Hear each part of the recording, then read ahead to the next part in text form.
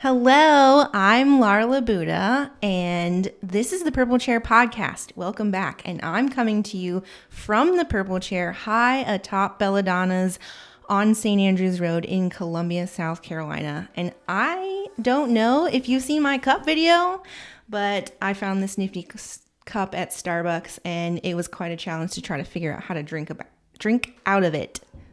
Oh, yes, check this out. Watch. This is the best part about it. It doesn't leak.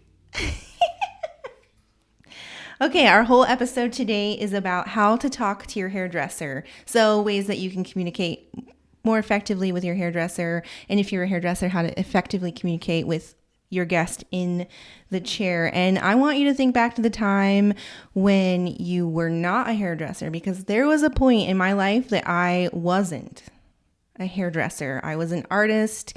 I was a teacher living in Southern California, and if you're like everyone I've ever met, you have had your hair cut at least once in your life. And so I made this appointment with this lady, and out of nowhere, just kind of like called, made an appointment, showed up, sit down in the chair, and she cut my hair too short. I left, I made another appointment. I came back, she cut my hair too short again.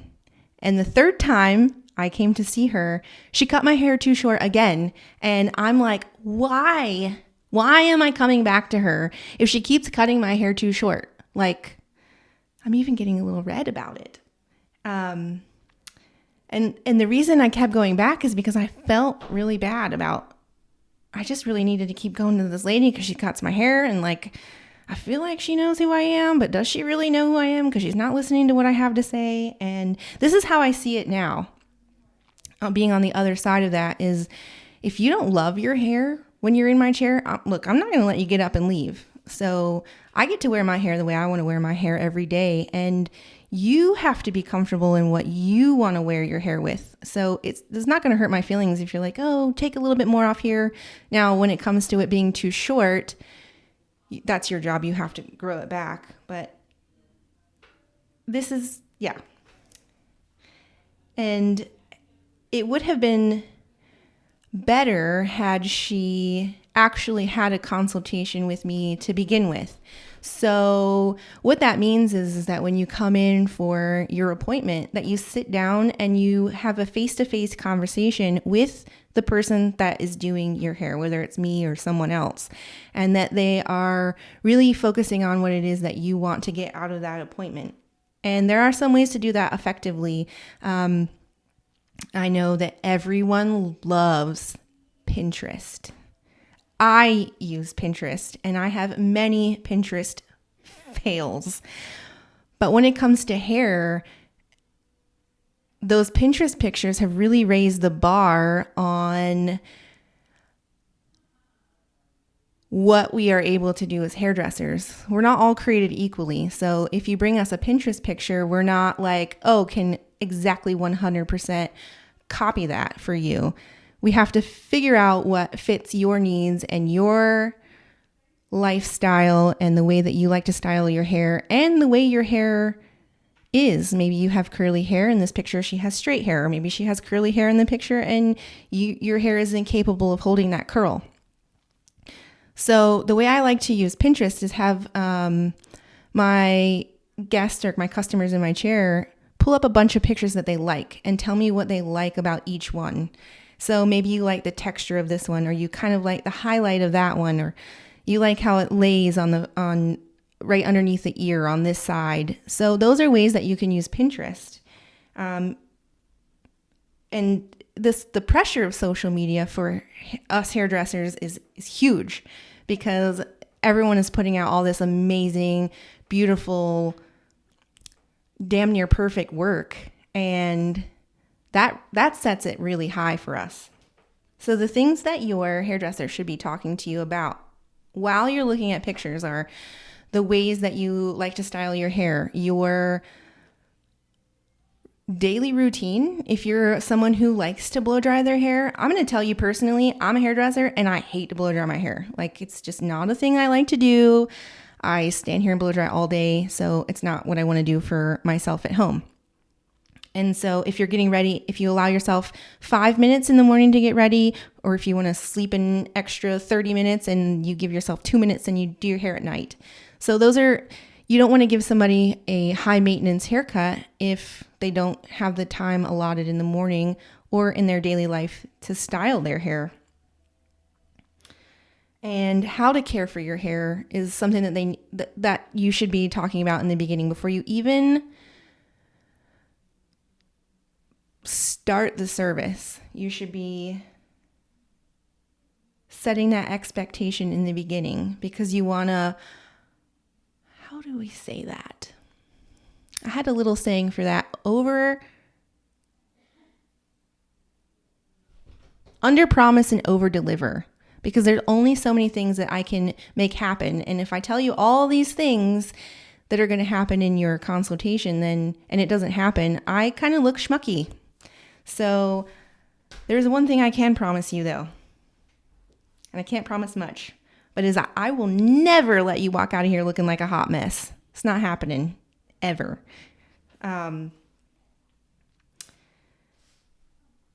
I also have customers that I have been doing their hair for, since the day I started doing hair, it seems like, and they come in and I literally have never changed their formula. They come in, we do a color retouch. It's like the same thing over and over again for years and years and years and years. And we just maybe change up a haircut a little bit here and there.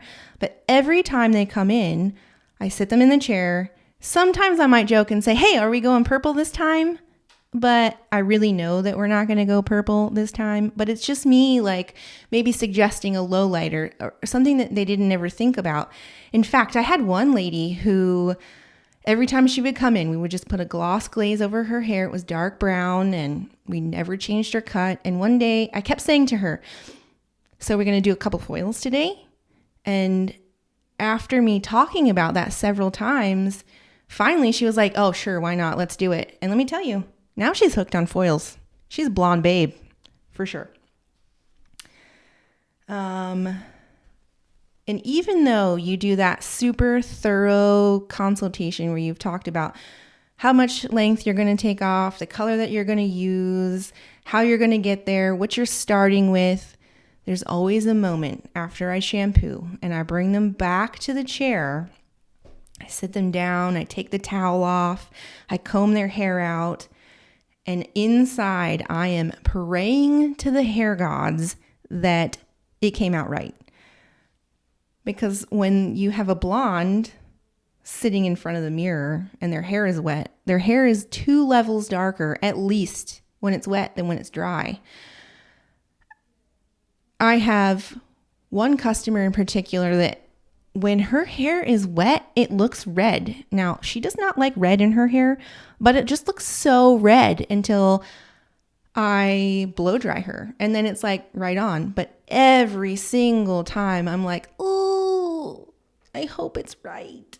I hope I did it right. Even though I didn't change anything, I really hope it's right.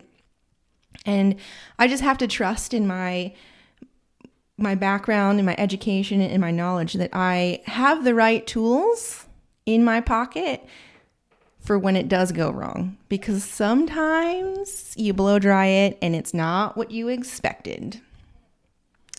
Not what you expected at all.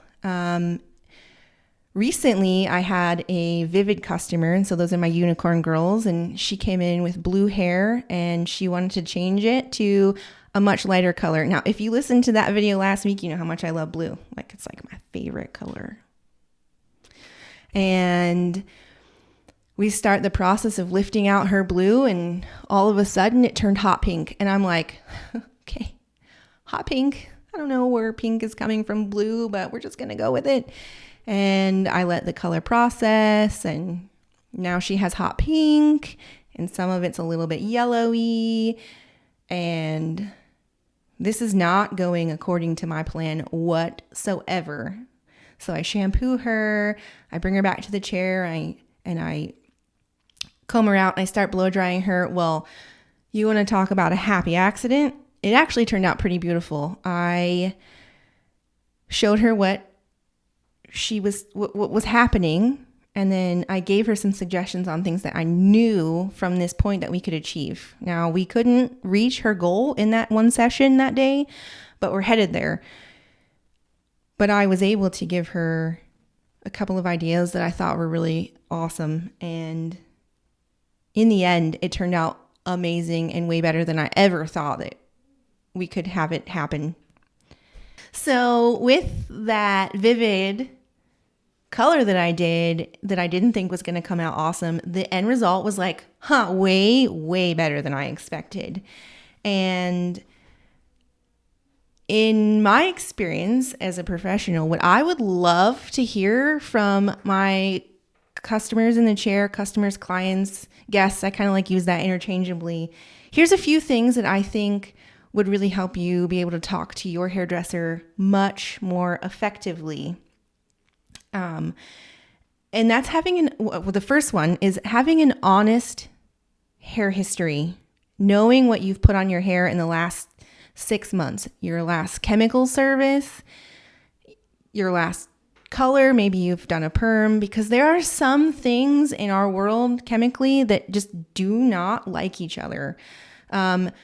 If you have highlights, you are not a good candidate for a perm. Like, that does not go well. You'll end up with a chemical haircut. Just saying. Because when we start, okay, so an honest hair history is really important also, because if you're not honest about what you're putting on your hair and we start putting lightener on your hair, some crazy things can go wrong. So even though I knew what my customer had on her hair, I had no idea when I started lifting out that blue that it was going to turn pink. That was like mind blowing for me. I've never seen that happen before.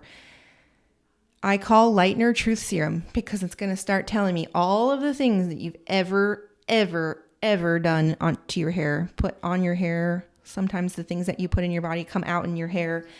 So everything that you use on your hair as well, it's just as important as what the chemicals that you've used. So if you're using something that has sodium chloride in it, which is salt, if you use a sea salt spray, there's a couple of colors that you're not going to want to you're not going to want to use on your hair because it's going to fade it really fast. The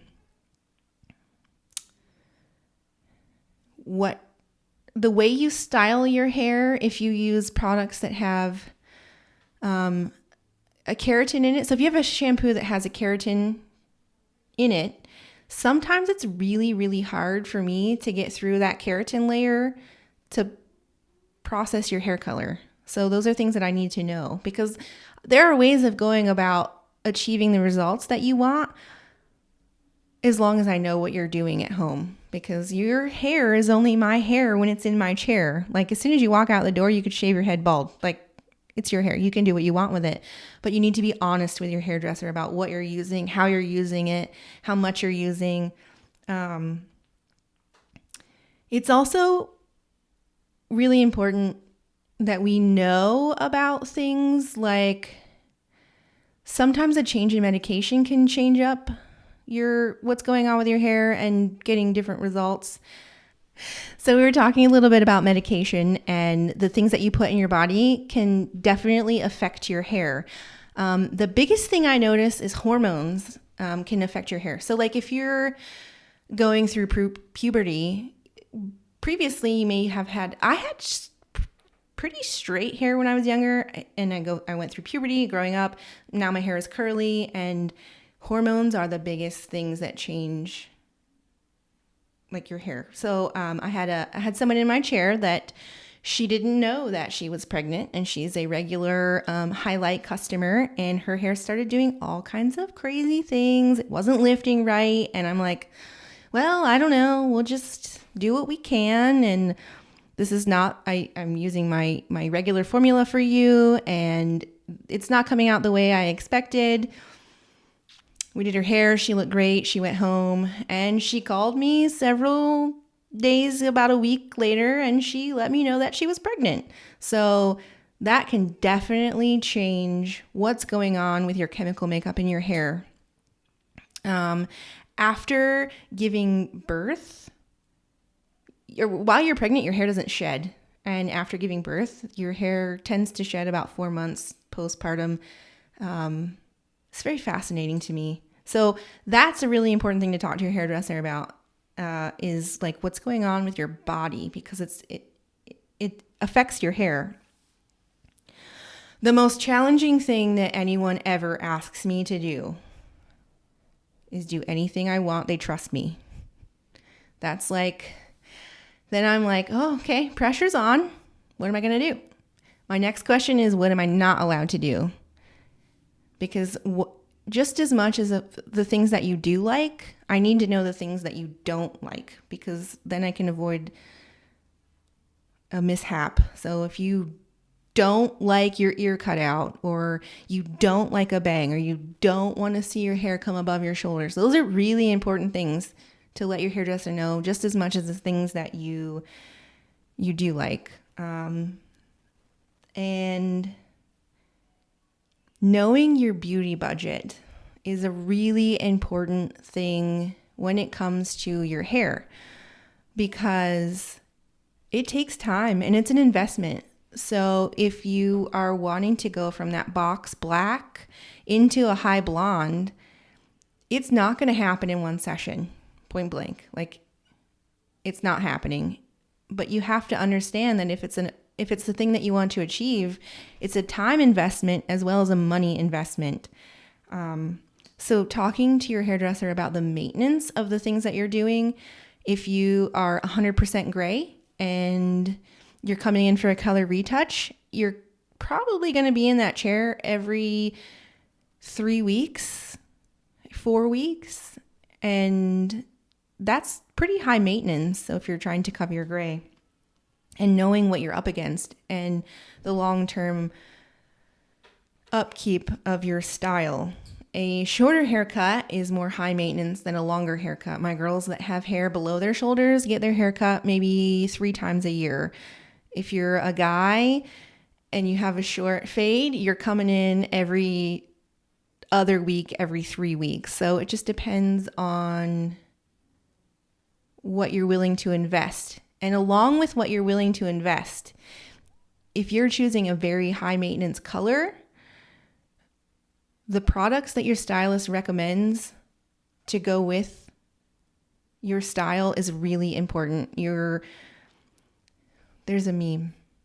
That $5 shampoo isn't going to maintain your $125 hair color. And I think that's so true, because we know what's best for your hair and what we're trying to achieve. And if you love the results that you're getting from your hairdresser, ask them how they styled your hair, what they used, how they used it, how much they used, where they put it on. Did they just put it on the roots? Did they just put it on the ends? Did they put it on when it was wet, when it was dry? Ask them to show you exactly how they styled your hair. Now, I know I have a lot of people that want to relax, and when I'm blow drying, they kind of like nod off to sleep, because I'm all about the relaxation here. It's just as important as the hair itself. But when I'm done, I always say, this is the brush that I used. This is how I used it. Do you like the way this looks? Do you like the way it's flipping on this side? So I'm checking in with my guest at the end of the service also. And don't be afraid to tell your hairdresser, hey, I don't like what you did today. It happens, I do the best I can, and I'm going to tell you, I'm not a mind reader, but I can get pretty close to the things that you're wanting, as long as we set that expectation up in the beginning. All right, we're going to review the top 5 things that you should be talking to your hairdresser about. 1, what you do like. 2, what you don't like. 3, if you're on any new medications or having any body changes. 4, any pictures you may have. Pinterest, Instagram, Facebook, it helps. And then 5, your beauty budget, because you don't want to get to the cash register to check out and have to refinance your car to be able to pay for your hair. Got it? Good. I want to thank you so much for hanging out with me here at the Purple Chair.